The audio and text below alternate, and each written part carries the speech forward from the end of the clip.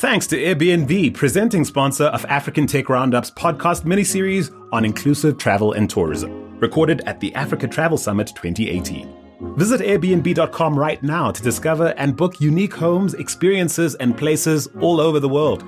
They're all waiting at Airbnb.com. I'm Andile Masugu, and in this podcast, I chat with one of Kenya's leading startup founders to learn more about how homegrown fintech innovation is contributing to the growth of Africa's travel and tourism industry. Now listen in to hear how a travel blog targeting Kenyans living abroad led to the development of what is now one of Kenya's leading mobile, online, and point-of-sale platforms, servicing hundreds of hotels, tour companies, and travel operators in no less than 7 African countries. Remember, this is an independent African Tech Roundup production. The opinions expressed by me, your host, and my guest do not necessarily reflect the opinions of the presenting partner, Airbnb. My name is Mwongela. I'm the CEO at Pesapal. We're a payment service provider. We enable businesses to receive payments on any digital payment method that is there. Mobile money, Visa, MasterCard, all of them put together so the businesses can receive digital payments. Welcome to the African Tech Roundup, Mark. Thank you. How do you end up being a founder in the fintech space and solving for payments? What does that look like for a Kenyan-born boy? All right. So maybe just to give a brief history of how we started. We used to be a software business, and when you do software, basically you're a consultant, and somebody comes to you and tells you I want to build this kind of program or this website, this mobile app. So we did that for a while, but it tends to have this up and down feeling that, once you have some good work, after some time, you're still looking for more work, you're chasing payments. And so we started looking for things that we could do that could grow the local market in Africa in general. And so we started building a travel blog that we call Unpack. Basically trying to target Kenyans who are in the US. You want to come back home, take a trip to Masai Mara, go to the beach, have some fun, and then you go back to the US. A media play. Yep, because a lot of Kenyans, I think, or we thought at that time, a lot of the Kenyans in the US look at home, they have that, a little bit of a loneliness. They want to come back and see what it looks like now. And so we put out a thing that had some packages. We talked to some local travel agents, and then we started looking at how they could pay us. And so we connected PayPal, Authorize.net, we did Google Checkout, but all these companies didn't have an African policy or anything. And so what started happening is whenever they would see a payment being made by a US to an African, there was a little bit of doubt. And so a lot of our accounts were shut down. And so we got frustrated because we have some little interest and, nobody can be able to pay. So we started pursuing and looking at local banks and wondering what can we do so that, guys who want to actually come and enjoy the packages to do. And that's how we kind of started. And so what year is this? That was 2008. And your background would have been what, comp-sci? Were you a coder? What's your background in terms of that? Programmer. Kind of both, because I come from a design as well as a programming. So we used at that time is basically software applications. And so we, And who's we? We, myself, and when we started, we were a couple of guys, around 6 guys, came together to build a web and mobile app company. And so 2 founders, the rest of us joined. There were 2 founders before then, the rest of us joined. So around 6, 7 guys. Did you meet at varsity? Give me a sense of how that network came together. We were all Kenyans.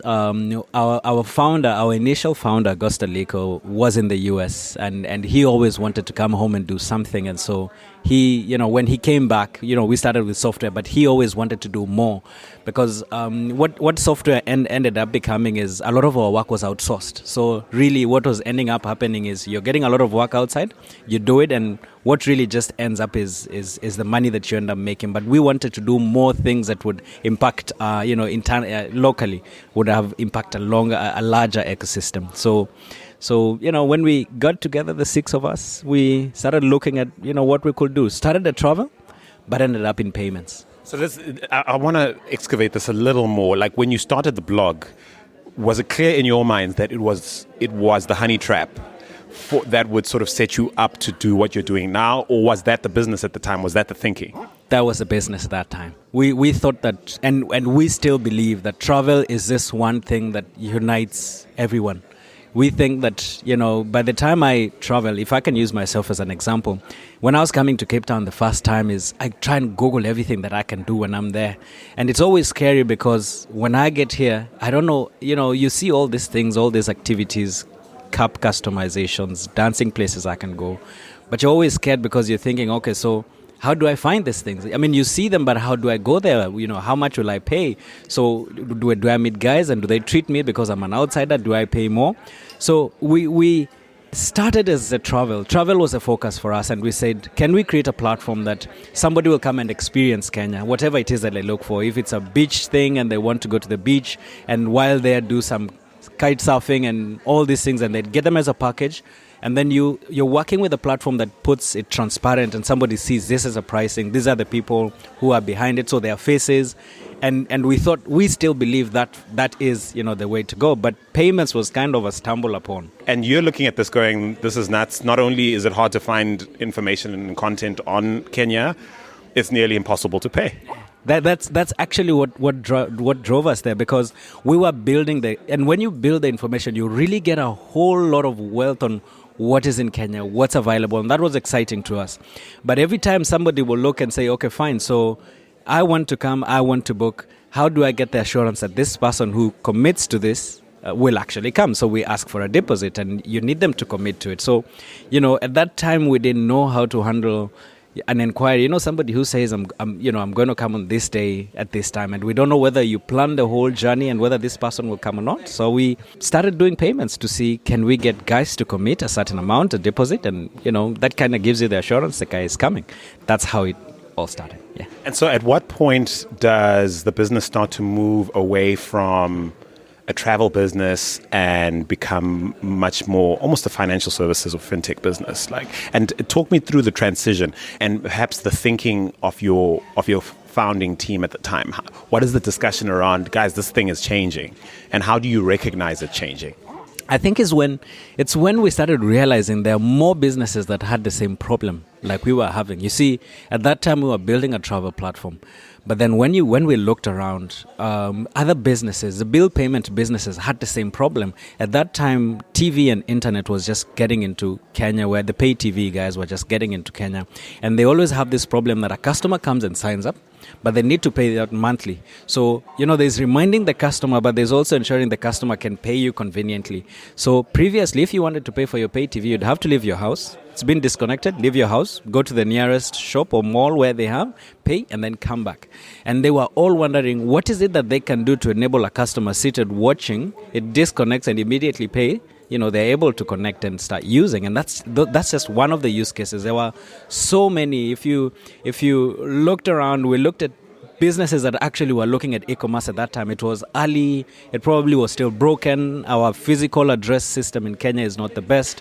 But there were businesses that are willing to take that risk because it's actually cheaper to keep the stock in your house, and then you put it out on a Facebook page. And at that time, Facebook was just starting out, and then more customers call you. But how do you know the person that you're delivering to is actually going to pay if they don't pay you in advance? So we got a lot of businesses that had the same problem that we had with our travel. And so we were kind of at a place where, do we continue with our payment solution that we've done and just do it for travel, or do we expose it and then enable many other businesses? So initially we thought exposing and having what you call an API was going to change the world. So we put out the API, and then we sat down and we thought everybody would come running, shock on us.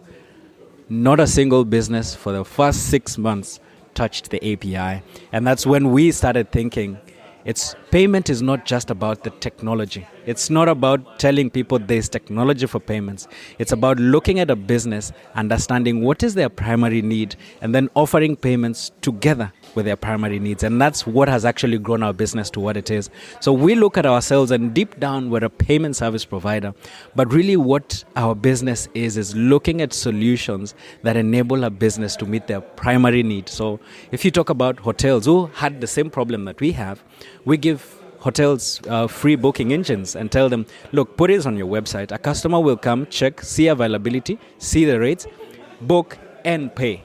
So the payment is a causative effect. It's something that happens after the customer has seen the pricing. So the mind why at that time is that let's enable the technology. Let's put out an API that everybody would use. But businesses don't need APIs. Businesses need solutions. And that's up to now is what drives us. Is when we look at a sector, is what is a solution that is really needed? Hotel needs customers. If you're running a business, you need customers. If you're doing anything, at the end of the day, you need customers. And so what we've done is build solutions and platforms and that we give out for free so that when the customers then come, then we can enable the payment for them. Almost every fintech founder we have on this show is really cagey with the numbers, right? So we get interesting things like, in the case of, say, the likes of Paystack, we've cornered so much percent of the Nigerian payments market. And I suppose those sort of metrics are useful on some level. But I suppose in terms of like really sketching the landscape of opportunity for founders who might come after you and perhaps potential clients who are not yet clear on the value proposition, platforms like yours. What are we talking about? Make an economic case for why it makes business sense for a startup like yours to bet on this payments wave. When we look at the landscape of financial services, you're talking around three types of businesses. You have the banks, traditionally done financial services, and they're the primary customer that, they're the primary institution that every business went to. You have the telcos, which had, widespread. A lot of Africans have mobile. They say Africa is mobile. So a lot of them already have infrastructure. Then you have what we are, the PSP, the payment service providers on the other side. And these are guys who are building technology that sits on both the banks and the telecom. So when you look at the landscape and you look at what banks were able to do, banks focused on getting the customers so that they get the deposits. So they never really looked at payments. They loved to sign up the businesses and they'll do their usual KYC, tell you this is your bank account, and from now on, whenever you receive payments, deposit here. When you look at the telcos on the other side, their main focus was connectivity, calls, SMSs, ensuring the business is able to get some connectivity, and they really did their disruption around communication. What we felt was really missing was that payment connectivity. I always make jokes of the banks because on one side they have businesses, on the other side they have customers, individuals banking with them, but there's no connectivity of the two. So what we did is provide that connectivity of the two. We sign up businesses on one side, and then we enable customers on the other side to come and pay these businesses, providing that interlinkage. And what it's done, if I can use numbers, what it's done, and if I focus mainly on East Africa, Kenya, Uganda, and Tanzania, we have over 20,000 businesses signed up with 3 million customers paying these businesses. Such kind of numbers have not been possible with the banking industry because the banking industry was always focused on put your money here. We went ahead and said there's money, but then there's where the transaction and where the business happens. So for us, what we've been able to do is grow the numbers both from the provider of the service and the person who's coming to pay for the service. And you give convenience to both so that they can be able to pay that anywhere and any time. And so if I want to pay for my bill at home, all I have to do is use my phone and I do a quick transaction and it goes, my TV gets connected immediately. If I'm going to a store and I want to buy, I can remove my card, I tap NFC, I put my PIN in a secure way and the money goes and I get the service immediately. So we've been able to build our case around convenience for both sets and then platforms that put out the transparency in the transaction. Now, any customer who's using digital payments knows that if anything happens, I can trace back my payment and claim in case a service doesn't happen. So around the numbers, around 20,000 businesses in East Africa use Pesapal, and 3 million customers are always paying. A lot of the customers are actually locals. And so if you get a customer paying for a bill, the next thing they're going to do is when they're shopping, they'll need to pay for their shopping. When they're entering Uber, they'll need to pay for the taxi. So when you look at a customer, there are so many payment points that when the moment you put convenience around all these payment points, then you have more usage coming through. Yeah. I suppose you guys are paid at the point of value transfer, which is quite key, right? So how do you price for that? So for our model is simple. It's a per transaction model. And so when we look at any business, we say this is a value we're adding to you. We're going to bring customers. We're going to enable them to pay you. Whenever a transaction happens, we'll take a small commission out of it. And that's our business model. We don't charge registration fees. We don't charge for software. We don't charge for maintenance. We focus on the transaction. That way, all of us, the business, the consumer, and everybody can focus on how to make it as simple as possible, which is really our driving force. Is just how can we make it simple, how can we make it secure and reliable for any person. So that makes you guys a de facto ecosystem enabler, but that seems really risky. Talk me through how you funded this and how you would have sold this notion to investors. Presumably you've had to have investors at this point. And give me a sense of what you've landed so far. Have you raised? We've never focused on raising. I think we've reached that point where we feel that it's time to raise, to raise. Well, you better. I mean, what's the list? Yoko, Paystack, Cellulant, Branch, Minds, Paga, Flutterwave, BitPesa. You guys better jump in. We always felt that... I'm saying this tongue-in-cheek, of course. we always felt that it might be slow when you start. It might be slow, but we believe that payments is a software problem. Our core strength in our business is software. So that cost of building software and building the solution, which is, the biggest cost when you're starting out, was really taken away because that was what our core, strength was.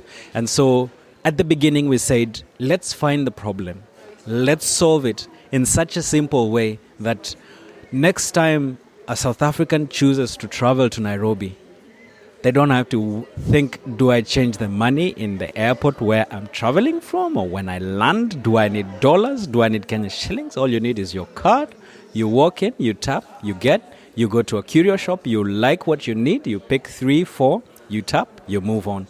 And so we said, if we solve the software, which is really the biggest investment in payments, and that's our standing, is it will grow itself. I want to understand your strategy around staying away from the VC money for as long as you have. I imagine the case for attracting a pretty healthy Series A has long been made. Talk me through why you would opt to grow on revenue as opposed to basically accelerated growth via VC. I think I'll say the key thing for us is when we started, it was clear to us this is a long-term business. We weren't looking for a quick win. We weren't looking for 3 years, 4 years, and then we made this thing. It's so big, and now we can buy our jet planes and can fly around the world. Exit wasn't a huge deal for you guys. You guys want to be part of this for a while. We want to be part of this for as long as it can be, because we feel and let me even say from a personal point of view, the day I will be proud of what I have done is when I can say Pesapal contributed to the local economies in Africa in an impact that I can see. And it's not about what I did, but it's what I enabled other people to do. It's not about we as a payment gateway, how much money we have made, but it's what have we enabled businesses in all those economies, the entrepreneurs, the guys who have brilliant ideas and they're looking for a way to monetize those ideas. What will I have changed? What transformative agenda will I have achieved as a payment gateway to enable all those guys to grow? That for us is what is in the back of our minds. Do you think money can take your eye off those values or take your eye off those ideals? Do you think? Absolutely. And it's happened to us. It's not a lot of the times we once in a while you get into an arrangement where there's a lot of grant money, for instance, in Africa. And sometimes we've come across the grant money and we take. And what we always noticed is that it always took us away from our thoughts and our visions. And a lot of times is you're looking for quick wins to try and show somebody, look, this thing can work. So a lot of the times it takes your eyes off your vision. And so you find yourself running a path and you're heading somewhere and it looks big and everybody's saying, look, this is great, but for us there's a vision we really want to achieve. I always make my comment, it's a controversial comment a bit. I say, if you're going to talk about financial inclusion, don't tell me about it, show me where is it, where is the impact. A lot of people who talk about financial inclusion have done nothing in financial inclusion. What they've done is basically just enabled somebody to have money. They don't determine how that money actually impacts that person. And for instance, if you come to Kenya, a lot of people are borrowing to bet. So you're borrowing money, and we're claiming we're helping this guy. This guy is using the money to bet. He's lost the money, so he's borrowing on the next mobile lending provider to pay back to another mobile lender. For us, what we say is, how have I enabled this person to be able to generate wealth that will enable him to grow into another generation through a business or through some idea that he has around there? That for us is a vision. And a lot of the times, the money that comes tends to drive you away from there. Yeah. So I see your focus on sort of the travel industry. I feel like it's fair to say you've cornered it. You're arguably the most prominent payment startup in the space. I can speak for Kenya at very least. But to my mind, that might come with benefits, but also potential risks, in the sense that I think an argument can be made for being agnostic and approaching the market with the sense of this could work for anybody, right? But I can also see how focus can keep you on purpose, focused on, your customer and actually adding value in ways they're willing to pay you for it.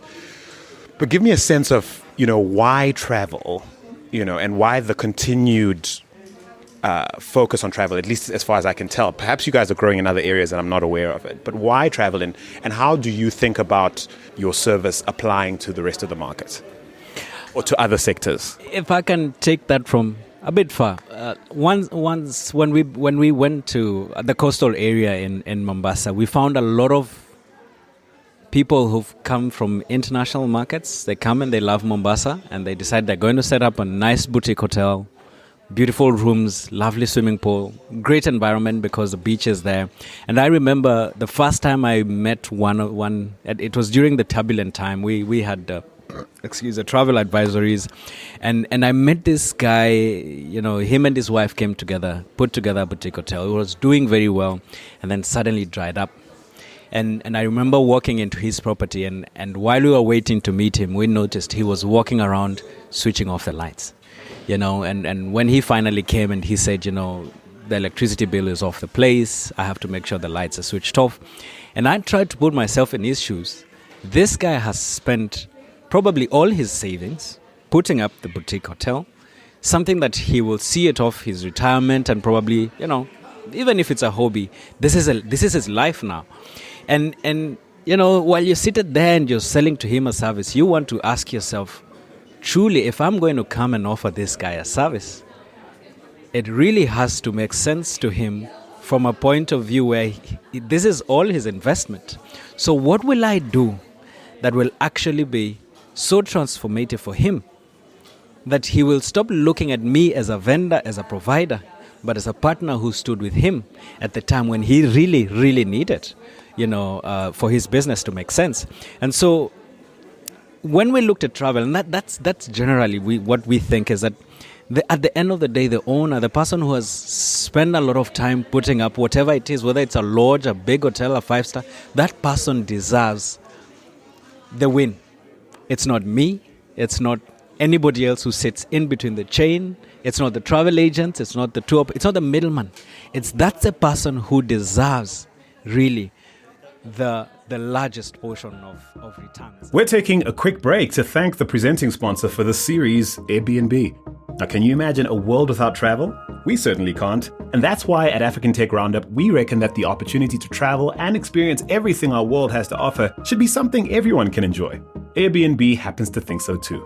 They also believe that Africa's travel and tourism industry can do a lot to sustainably empower and economically elevate underserved communities, which is why they hosted the first ever Africa Travel Summit in Cape Town's Walanga Township in 2018, where this series was recorded. Airbnb can't wait to put you onto millions of unique homes, experiences, and places all over the world. Book now at airbnb.com. And now back to the episode. We looked at travel as, on one side, it is similar across Africa. Every time I've traveled to any country, whether it's Rwanda, Malawi, Zambia, Uganda. So you look across markets and you see it as a conquerable niche in various markets. Yeah, it's similar. It's the same thing. I'm sure Airbnb will tell you. When you go to Kenya and when you come here, the hosts there's a similarity about it. And so we felt if we solve this problem for one person, Double Hut in Malindi, Kenya, then it's the same for any other boutique hotel. All of them are looking for one thing, is customers to come and spend at their place so that they can realize return for investment. So for us, it was a no-brainer. A lot of the people who travel, and especially from the European market, from the US and all other markets, is they want to pay by card. There's always that issue, am I carrying dollars? What am I carrying? So we make it easy. You can pay your deposit in advance online, and when you come, you just swipe your card and enter your PIN and you're done. And so when we looked at travel, it was the same across. And for us, it prides us because the way we've built our platform is so that the larger amount of the return goes to the provider, and that's the hotel owner. Yeah. So tell me, how big is your team right now? Currently, we're 112 in total in 7 countries. Majority of them are in Kenya. The larger group is in Kenya, but we're spread in 7 countries. Yeah. It's just nuts to me that you've grown this on revenue. That's nuts to me. It's amazing. A lot of people, and I remember a lot of people always ask, why is it that you don't take the deals? And I always tell them, we don't work in a deals environment, and we don't look at it as a deal. What we look is, can we find partners who understand that this is not a 3 to 5 year return on investment, but this is 10 to 20. We want Pesapal to be existing in Africa 20 years from now, and do we have somebody who will understand that vision and walk with us? We're yet to find that out. Given what you just said earlier, I'm really curious about like your business development priorities and your account management. You know, you go to your sites and there's a list of all the clients there, some really big sort of hotel chains there, and you know, you haven't really spoken about them once. You've really spoken about the little guy, who to my mind is probably the hardest to reach. You need like massive volumes of them for them to, you know, to make them unit economics make sense. How does, you know, how do the ideals that you espouse as a business translate in your biz dev and in your sort of account prioritization, you know, situation? I think that's why on my tag here, I wrote technology. I didn't write payments, because what technology has done is it's blown out anything that you've thought about traditionally. You see, traditionally, what I'd have to do is segment customers and say, these are premium, hire people to manage those, and then I say, these are my other, and then find. What technology has done is let me use a single example of a platform. On WhatsApp alone, you run the whole of Zanzibar. Because you have merchants in a group where if they're having and experiencing a challenge, when they share the challenge is explained and how they can go around the solution, you're solving problem for 15 people at the same time. So we look at technology. When we launched in Zanzibar, for instance, it's a mobile PDQ. A lot of people are used to the traditional PDQ, and at the traditional PDQ now. What's a PDQ? A PDQ is it's pretty damn quick. That's what it stands for. But it's this machine that you use to charge a card. Yeah. So traditionally, banks were known to give a PDQ, the machine that charges a card. And in our view, that's a feature phone by any other means. You have to know the menu, know which menu you're selecting, so that when you charge the customer, you tap on the right thing, you select the right currency, and then you charge the right amount. And then the amount has to move and make sure the decimal point is correct. And we transformed that to a simple mobile application. And so we give a merchant a mobile application, a simplified mobile PDQ. It doesn't need you to cram any. You just enter the amount, say the currency, and then you hand over the customer so that they enter a PIN. And what we've done in Zanzibar is just use technology, because anytime somebody struggles or has a problem using, you're going to find that around 15 other people have. So rather than have one person talking to one, have all the 15 of them on one platform. When one asks a question and you solve, all of them get so that's how you do it. And then also you're building community, you're leveraging network effects. Zanzibar is amazing. And it actually started teaching us that you can use community-based support. They solve their own problems now. They don't call us. Because I know he has the same device. If I call him and I tell him I've been trying to have this problem, he's going to get help. So we're just sitting there and watching, two merchants solve the problem by themselves. Well, it's kind of amazing for us, because we thought we'd have to increase the support team. If anything, we're shrinking it, because it's all happening on a single platform called WhatsApp. So after Kenya, which country did you target next? I imagine I think it was Tanzania, right? Uganda. We went to Uganda first, then we went to Tanzania. We went to Uganda, one, because we were invited, and then we always saw it as an interesting. We like challenges. We like challenges because a lot of people look at Uganda as a small economy, and the travel there is not as big as the other East African countries, and we like such challenges. So we went to Uganda and we say, what can we discover about Uganda and expose to the rest of the world that they get to know, and especially East Africa. When we're talking about community-based travel, is for us is a question is, do we have Kenyans who are tired of going to Mombasa every December? Yes. Where else can they go? They don't know. So if you expose Kampala and Tebe, when you expose the gorilla travel and the kayaking, they call it kayaking, and the canoeing with the fancy canoes. Exactly. So when you expose it to them, Kenyans started traveling. Tanzania received more Kenyan travelers than American travelers last year. And so when you expose East Africa, is exposing it to the other Africans to know, look, there's Mombasa. Yeah, I've been there 10 years, 15 years, but there's also Kampala, there's Entebbe, there's Jinja, there's Zanzibar, there's Arusha. There are all these other places that you can go in Africa, and that for us has been a driving motivation. Yeah. Have you guys so far expanded outside of the East African region? Yes, we're in 7 countries additional to Kenya, Uganda, Tanzania, and Rwanda. We're in Malawi and Zambia and Zimbabwe. What's the obvious next step in terms of growth, and how do you come to that as a team? 2 pillars, travel and retail. We'll look at how big travel is or how active travel is, and we'll look at retail space. The retail space is basically shopping malls, local shops, shopping markets, just looking at the interest of, how are the locals, they're using digital payments, and then travel. Travel is the easiest, pillar to move into any market. There were some fintech startups. It's not an exhaustive list, so please don't at me. I just listed some of the bigger ones to land investment in the last sort of 2 or 3 quarters. I want you to give me a sense of how you think about competition. I listed the likes of Yoko, perhaps BetPesa, Hadn't, Luno, Paga from Nigeria, Minds, and Branch, which are US-based, Africa-focused fintechs, Paystack, sailed into the biggest sort of VC haul in fintech history, African fintech history. How do you go about framing who's potentially a competitor to watch, a collaborator you might do well to reach out to, or even perhaps consider being absorbed by? At this point, I know you're probably not interested in that.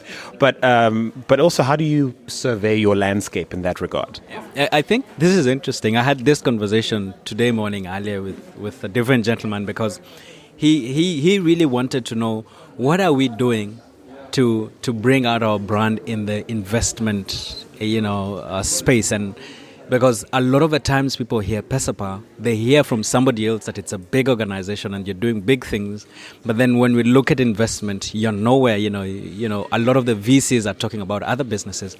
And maybe just to say where our mind is that all the startups that you mentioned, really we look at them as collaborators in the innovation space. And interesting. Wait, do you really mean that? Or is this? I'll even tell you why. If I went today in a country where there is no mobile payment, there is no bank offering online payments, guess what I have to do? First, start educating people.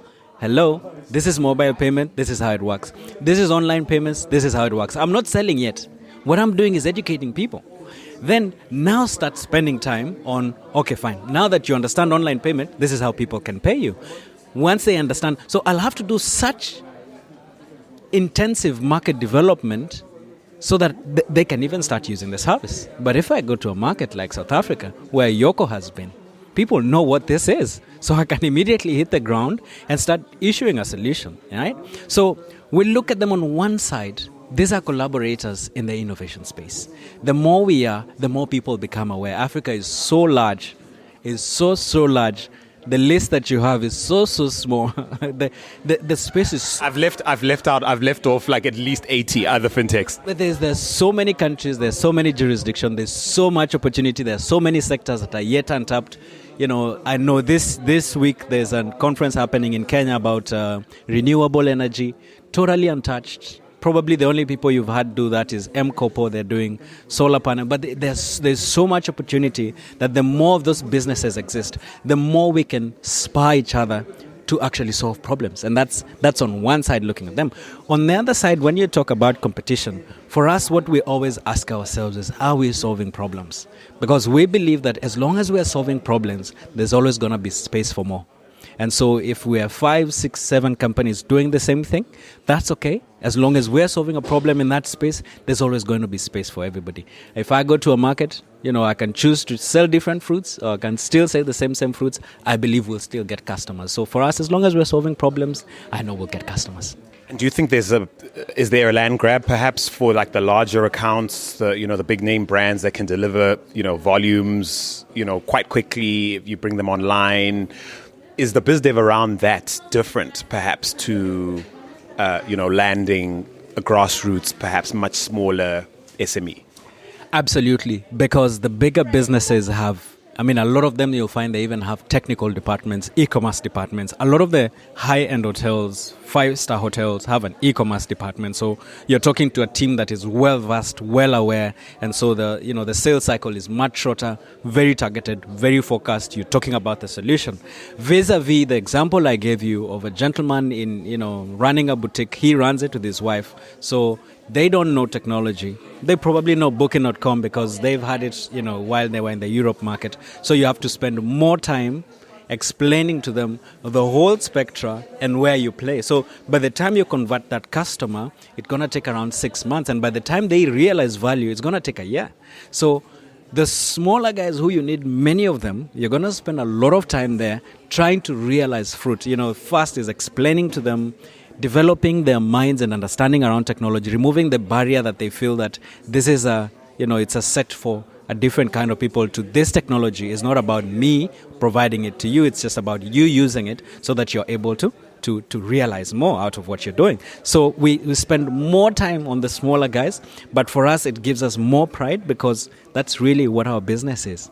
That's what our business is. Yeah. So Africa Travel Summit, break it down for me. Why does you being here make sense outside of the fact that you've systematically decided to build your competencies around the sector? Outside of that, what conversation perhaps have you had so far with the pretty eclectic group of people who are gathered here? Ecosystem players in your space, travel and hospitality incumbents. Big tech players in the gig economy like Airbnb and others. What conversation perhaps have you so far had that might surprise us or might be interesting to our audience?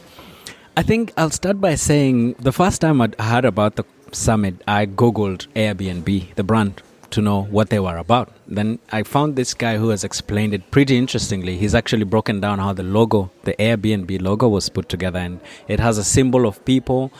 You get the feeling that Airbnb is focused on the people, on how can you get the local and community-based tourism make sense for the people.